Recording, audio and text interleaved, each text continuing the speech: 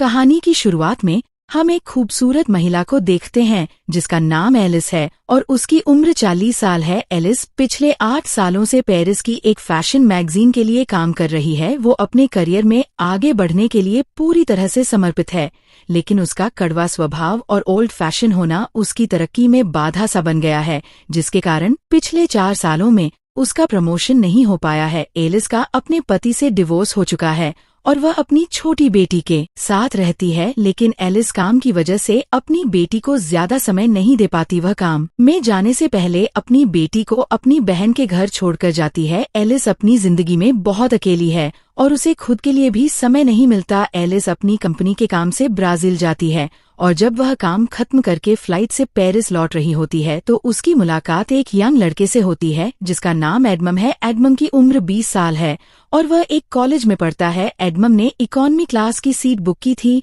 लेकिन उसके सीट में दिक्कत होती है, इसलिए उसे बिजनेस क्लास में एलिस के पास बैठा दिया जाता है। एडमम पहली बार बिजनेस क्लास की सीट पर बैठकर काफी खुश होता है, जबकि एलिस अपने लैपटॉप पर काम कर रही होती है। लैंडिंग के दौरान प्लेन में तेज टर्बुलेंस शुरू हो जाती है, जिससे एलिस बहुत डर जाती है और एडमम का हाथ पकड़ लेती है। ये देखकर एडमम मन ही मन बहुत खुश हो जाता है, क्योंकि पहली बार किसी लड़की ने उसके साथ ऐसा किया था और वो एलिस से आकर्षित हो जाता है। कुछ देर बाद प्लेन लैंड करता है और एलिस जाने लगती है। एडमम उससे बात करना चाहता है, मगर एलिस सिर्फ बाय बोलकर निकल जाती है। तभी एडमम देखता है कि एलिस का पेनड्राइव सीट के नीचे गिरा हुआ है। वो उसे लौटाने के लिए एयरपोर्ट के बाहर आता है, लेकिन तब तक बहुत देर हो जाती है। एलिस अपनी बहन की कार में बैठकर निकल जाती है और एडमम बस उसे जाता हुआ देखता रह जाता है। रास्ते में एलिस की बहन उसे एक लड़के के बारे में बताती है जो एक डॉक्टर है और कहती है कि उसे उससे मिलना चाहिए, पर एलिस शादी नहीं करना चाहती, इसलिए वह मना कर देती है। इस पर उसकी बहन नाराज हो जाती है। वह चाहती है कि एलिस किसी अच्छे लड़के से शादी करके एक नई जिंदगी की शुरुआत करें। इसके बाद एलिस ऑफिस जाती है,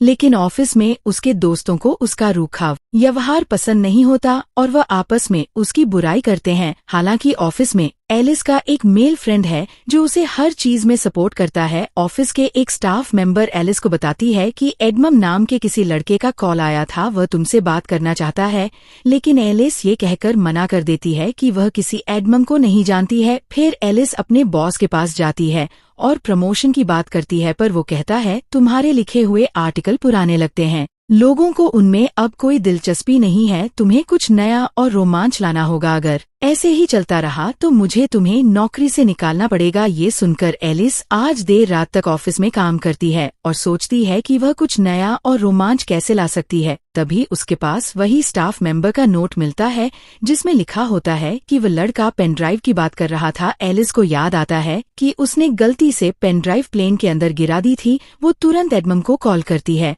और कहती है कि तुम कहाँ हो, मुझे पेनड्राइव चाहिए, वो बहुत जरूरी है। एडमम उस समय अपने दोस्तों के साथ एक बार में होता है जहाँ वो एलिस को आने के लिए कहता है। जब एलिस बार के बाहर पहुँचती है तो एडमम उसे अंदर ले जाता है और अपने दोस्तों से मिलवाता है। वहाँ एलिस के ऑफिस की 2 लड़कियां भी होती हैं जो एलिस को एडमम के साथ देखकर हैरान हो जाती हैं। एलिस को पेन ड्राइव लेकर जल्दी निकलना होता है, इसलिए वह एडमम से पेन ड्राइव मांगती है। इस पर एडमम कहता है कि पेन ड्राइव मेरे घर पर है, इसलिए हमें वहां जाना होगा। वो दोनों बाहर आते हैं और एडमम उसे अपने स्कूटर पर बैठने को कहता है। एलिस पहली बार स्कूटर पर बैठ रही होती है, इसलिए वह थोड़ा हिचकिचाती है। एडमम उसे हेलमेट पहनने को देता है। जब एलिस उसे ठीक से पहन नहीं पाती तो एडमम उसकी मदद करता है। तभी एलिस के ऑफिस की वही दोनों लड़कियां उन्हें एक ऐसे एंगल से देखती है जिससे लगता है कि जैसे वह दोनों किस कर रहे हैं। वह चुपके से उसकी फोटो क्लिक कर लेती है और उसे ऑनलाइन पोस्ट कर देती है। एडमम एलिस को अपने घर लाता है जहां उसके डैड भी मौजूद होते हैं। एडमम जानबूझकर पेन ड्राइव देने में देरी करता है ताकि वह एलिस से थोड़ी देर और बात कर सके, पर जब वह एलिस को पेन ड्राइव देता है और वह घर से निकलती है तो एडमम कहता है कि क्या मैं तुम्हें स्कूटर से छोड़ दूं। इस पर एलिस कहती है मैं कैब से चली जाऊंगी। फिर एडमम कहता है क्या हम कभी बाहर कॉफी पीने चल सकते हैं, पर एलिस कुछ नहीं कहती, मुस्कुराती है और थैंक यू कहकर चली जाती है। अगले दिन जब एलिस ऑफिस जाती है तो सब लोग उसे अजीब निगाहों से देख रहे होते हैं।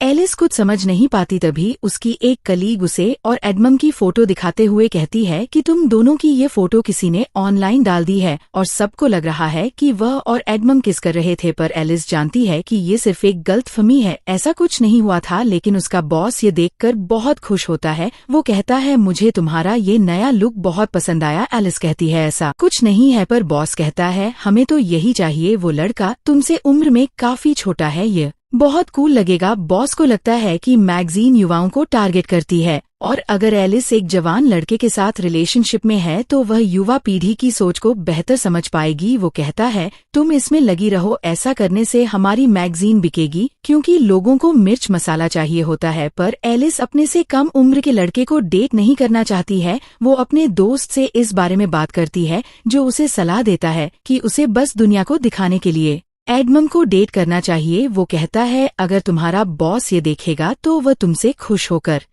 तुमको प्रमोशन दे सकता है। पर किसी की भावनाओं से खेलना और झूठ बोलना सही नहीं था। लेकिन एलिस के दिमाग में सिर्फ प्रमोशन की धुन सवार थी, इसलिए वह ज्यादा ना सोचते हुए अपने करियर को आगे बढ़ाने के लिए एडमम का फायदा उठाने का फैसला कर लेती है। अगले दिन एलिस एडमम से मिलती है, वह भी बिल्कुल नए लुक में। उसे देखकर एडमम उस पर से अपनी नजरें नहीं हटा पाता। एलिस उसके साथ फ्लर्ट करने लगती है और वह दोनों बातें करने लगते हैं। एडमम को यकीन ही नहीं होता कि वह एलिस के साथ है। रात में एलिस एडमम को अपने एक दोस्त के शो में ले जाती है तो वहाँ एलिस जानबूझकर सबको दिखाने की कोशिश करती है कि वो अपने से 20 साल छोटे लड़के को डेट कर रही है। वहीं उसका दोस्त जो उस शो का होस्ट होता है, जब एलिस के पास आता है और उसे जानबूझकर छूने लगता है तो एडमम को ये अच्छा नहीं लगता। वह उस दोस्त के शो का मजाक उड़ाने लगता है। एलिस भी उसकी बातों पर हंसने लगती है। इससे एलिस का दोस्त अपमानित होकर वहाँ से चला जाता है। इसके बाद एलिस और एडमम आपस में बात करते हैं। एडमम कहता है कि मैंने कभी नहीं सोचा था कि मैं तुमसे इस तरह मिलूंगा और हम साथ में यूं घूमेंगे।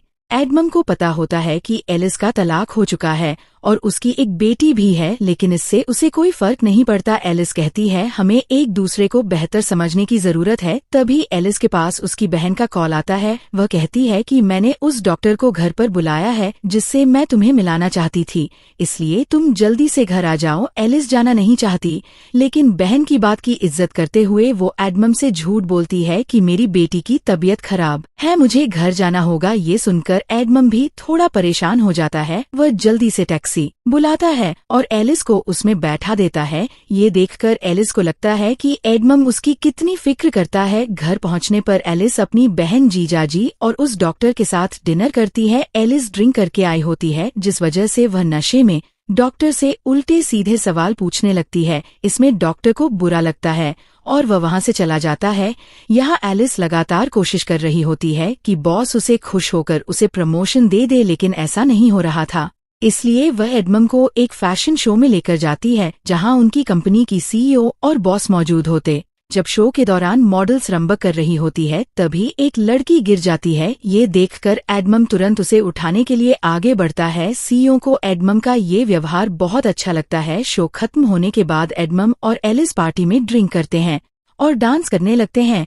डांस करते वक्त वो दोनों बहुत करीब आ जाते हैं, लेकिन कुछ होने से पहले ही एलिस देखती है कि कुछ लड़कियां उनकी तस्वीरें क्लिक कर रही हैं। ये देखकर एलिस तुरंत एडमम का हाथ पकड़ कर उसे बाहर ले आती है। एडमम एलिस को अपनी स्कूटर में बैठाकर उसके घर तक छोड़ देता है।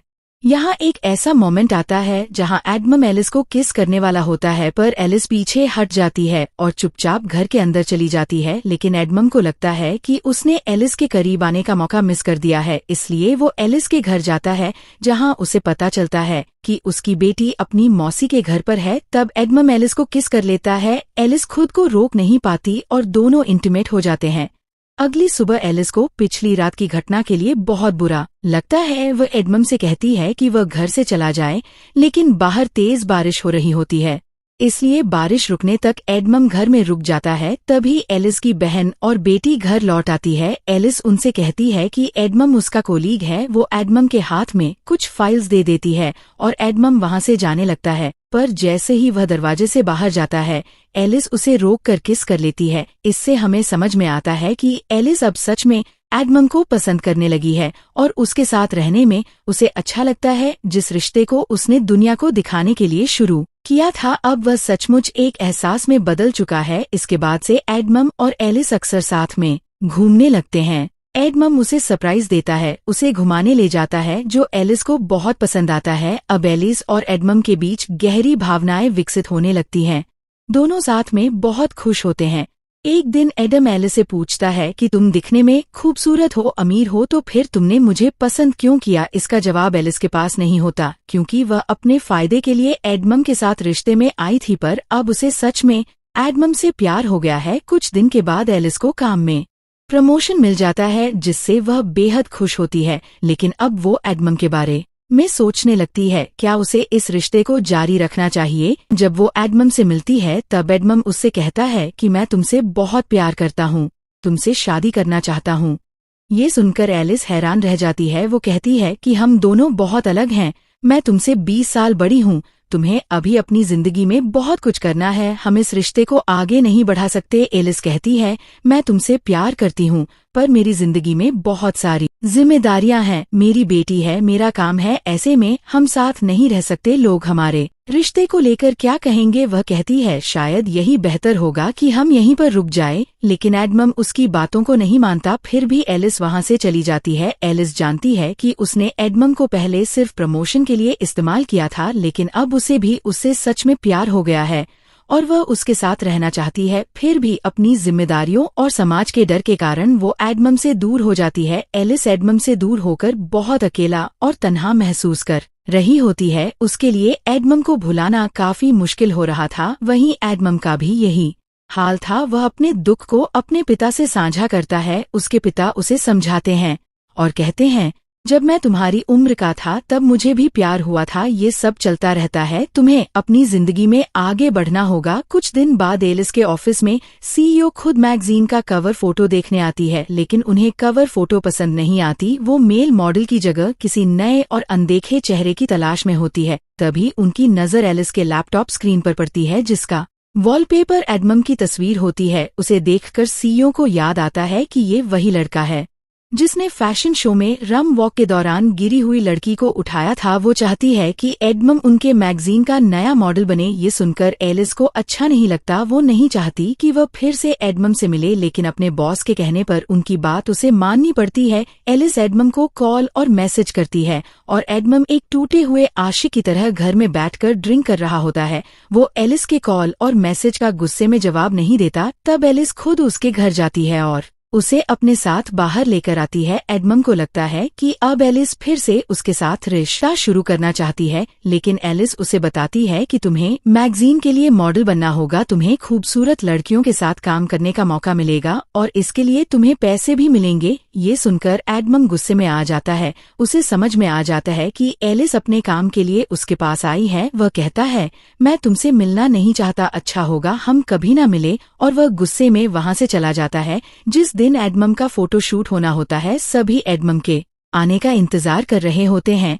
एलिस को डर लगता है कि अगर एडमम नहीं आया तो उसे नौकरी से निकाल दिया जाएगा। तभी एडमम वहां पर आ जाता है, क्योंकि वह अब भी एलिस से प्यार करता है। उसे मेकअप रूम में ले जाया जाता है, जहां उसका लुक तैयार किया जा रहा होता है। तभी उसके पास एलिस का दोस्त आता है और एडमम से माफी मांगता है। वो कहता है कि मैंने ही एलिस को सलाह दी थी कि वो तुम्हारे साथ झूठा रिश्ता बनाए ताकि उसे प्रमोशन मिल सके। ये सुनकर एडमम को बहुत दुख होता है कि एलिस का प्यार एक नाटक था। वो बाहर आता है और सबके सामने एलिस को किस कर लेता है। फिर एडमम अपना फोटो शूट करवाता है, लेकिन यह सब उसके लिए नया अनुभव होता है। वो अच्छे से पोज नहीं दे पा रहा होता है और फोटोग्राफर को बार बार उसे निर्देश देने पड़ते हैं, जिससे एडमम चिढ़ जाता है और वहां से जाने लगता है। तभी एलिस उसे समझाने के लिए आती है, पर एडमम उस पर गुस्सा करता है और कहता है, मैंने तुमसे दिल से प्यार किया और तुमने अपने फायदे के लिए मेरा इस्तेमाल किया। फिर एडमम दुखी होकर वहां से चला जाता है, जिससे एलिस को भी बहुत बुरा लगता है। उसका बॉस भी उसे नौकरी से निकाल देता है। अब वह पूरी तरह से अकेली पड़ जाती है। वो एडमम को भूल नहीं पा रही होती है और उसकी यादें उसे हर पल सताती रहती है। एलिस को एहसास होता है कि उसके लिए करियर से ज्यादा जरूरी वो इंसान है जिससे वह प्यार करती है। इसलिए एलिस एडमम के कॉलेज जाती है और सबके सामने कहती है, मैंने अपने भविष्य को लेकर सोचना छोड़ दिया है और मुझे फर्क नहीं पड़ता कि समाज हमारे बारे में सोचेगा। अब मैं सिर्फ तुम्हें चाहती हूँ, मैं तुमसे प्यार करती हूँ और तुम्हारे साथ रहना चाहती हूँ। वो एडमम से माफी मांगती है। एडमम उससे अब भी प्यार करता है। वो उसे किस कर लेता है और माफ कर देता है। इसके बाद से दोनों साथ में हंसी खुशी रहने लगते हैं और इसी के साथ मूवी खत्म हो जाती है। दोस्तों, अगर आपका परिवार और समाज आपके रिश्ते के खिलाफ हो जाए तो क्या आप अपना प्यार निभा पाएंगे?